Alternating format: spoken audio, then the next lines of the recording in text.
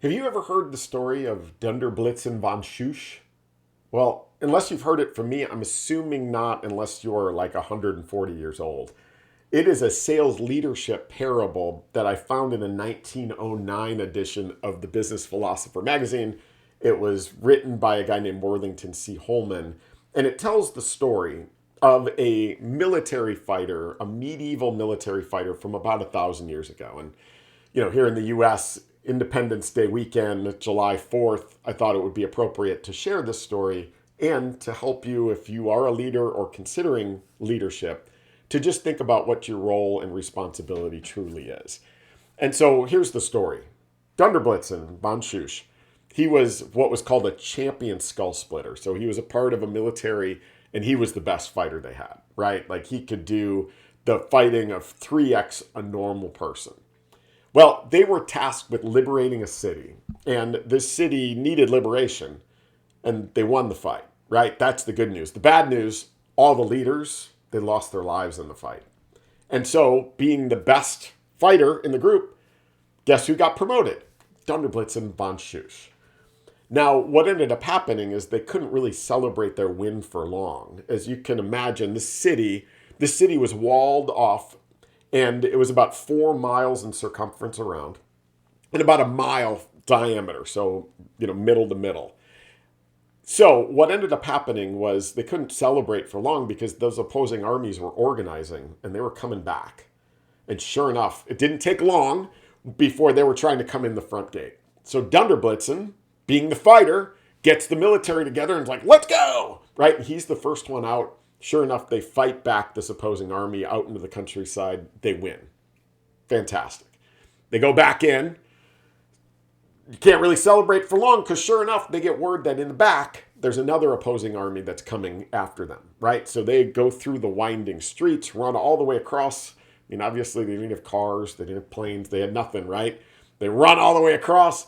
They get there, fight back that opposing army.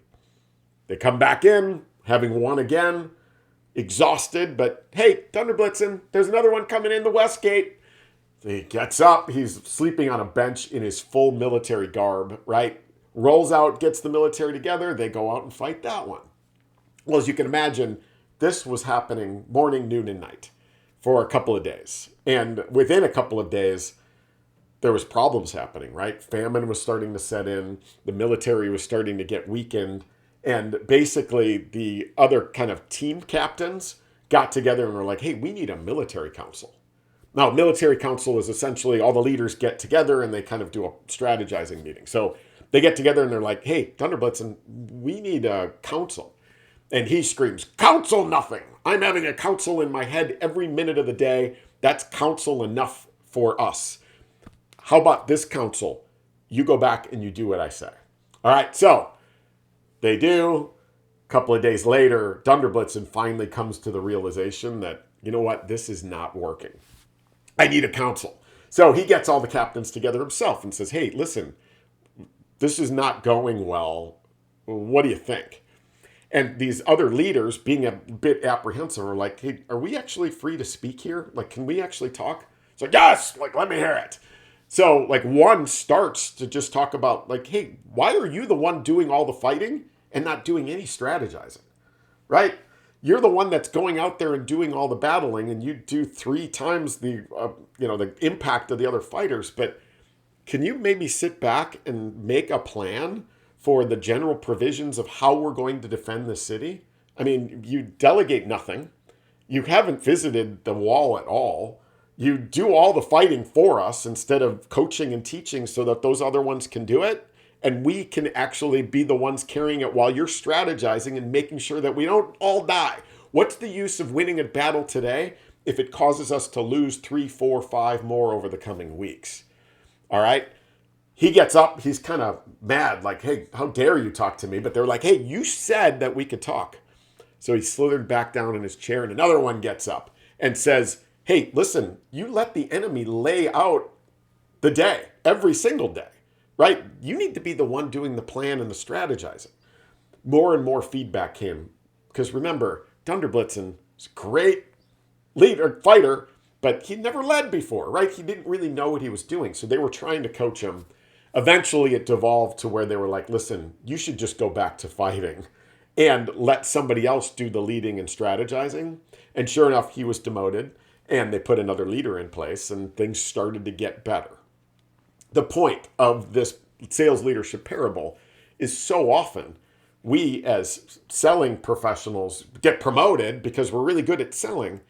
But unless we have a framework, unless we have a structure, unless we have a process and we know how to strategize, you're the one doing the fighting. I actually had a sales leader tell me with pride that they were involved in almost 500 customer and prospect calls in 2022.